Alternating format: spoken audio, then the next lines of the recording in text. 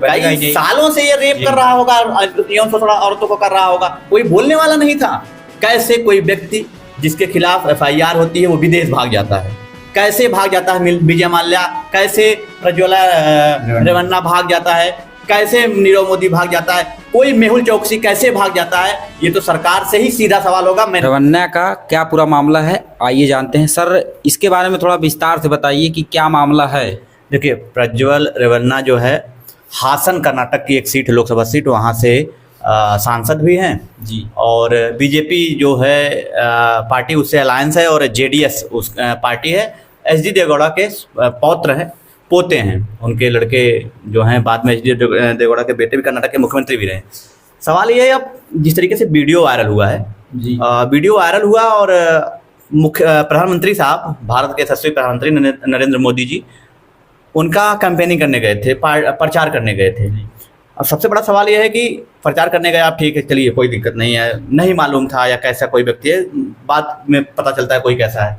लेकिन जब ये वीडियो वायरल होता है, लगभग 3000 वीडियो, तब बीजेपी की तरफ से या खुद प्रधानमंत्री की तरफ से कोई प्रतिक्रिया आई नहीं।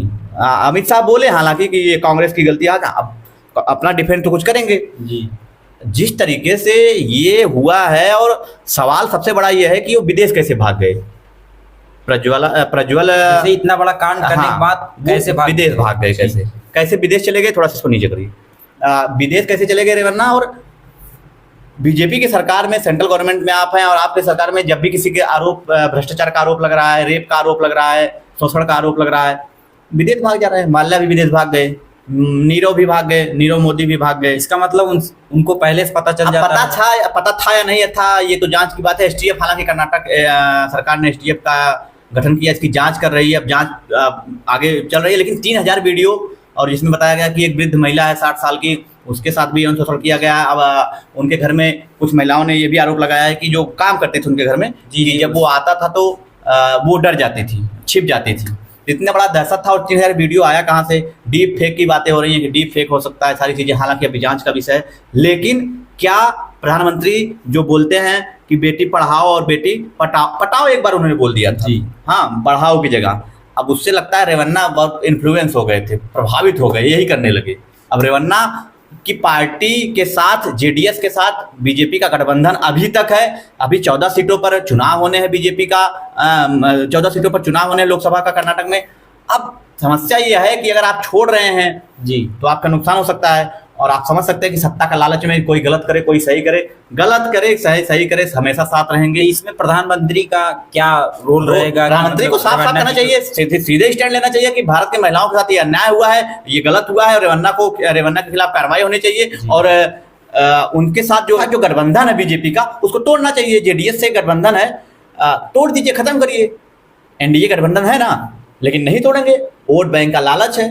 ये सारी चीजें जो होती है ना कि बेटी पढ़ाओ बेटी बचाओ, सब नौटंकी है, सब नौटंकी है। अगर आपको इतना है तो आप जेडीएस वाले उनको पार्टी से निकाल दिए। भाई ये तो होता आया है, जब किसी को देखेंगे कि हमारे पार्टी के लिए खतरनाक हो रहा, कहेंगे हमारा उससे कोई मतलब नहीं है। ये होता आया, महिलाओं के साथ ऐसा होता आएगा। 3000 वीडियो ऐसे थोड़ी ना वायरल हो गए। अब ये तो मतलब बहुत काफी दिन से चल रहा होगा, तभी ना 3000 वीडियो एक दिन में बढ़ेगा ही नहीं। सालों से ये रेप कर रहा होगा, यौन शोषण औरतों को कर रहा होगा, कोई बोलने वाला नहीं था। इतना बड़ा पावरफुल तो है ही जी। जिसके पिताजी मुख्यमंत्री हो और जिसके दादाजी प्रधानमंत्री हो, तो छोटा मोटा आदमी तो है नहीं।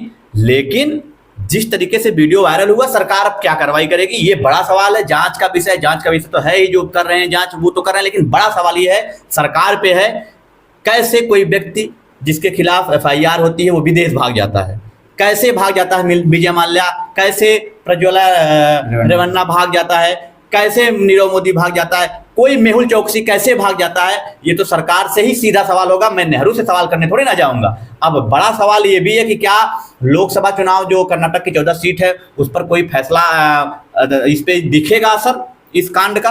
तो मुझे लगता है दिखना भी चाहिए। और हासन से तो वो लड़ने वाले भी थे, हासन से लड़ रहे थे, सिटिंग एमएलए भी, सांसद भी थे, और हासन से कैंपेन मोदी जी प्रचार करने गए थे भाई उसका।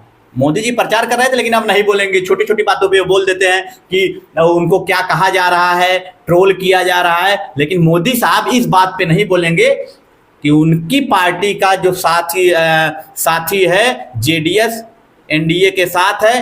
क्या प्रधानमंत्री नरेंद्र मोदी गठबंधन तोड़ेंगे, कोई मतलब नहीं रखेंगे? क्या नरेंद्र मोदी इस पर स्टैंड लेंगे? नहीं लेंगे।